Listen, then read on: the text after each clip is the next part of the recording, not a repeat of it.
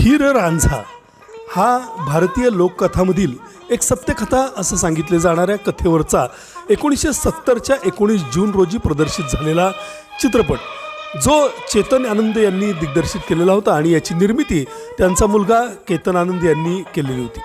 राजकुमार, प्रिया राजवंश, प्राण, पृथ्वीराज कपूर, अजित, जयंत, कामिनी कौशल, इंद्राणी मुखर्जी अशा अनेक दिग्गज कलाकारांनी यामध्ये भूमिका साकारल्या होत्या.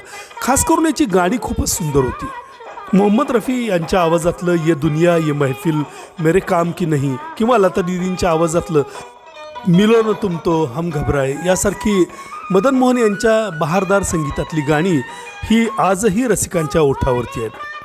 पंजाब कवी वारिस शाह यानं 1766मध्ये हीर हे महाकाव्य लिहिलं आणि त्यावरच हा चित्रपट आधारित आहे.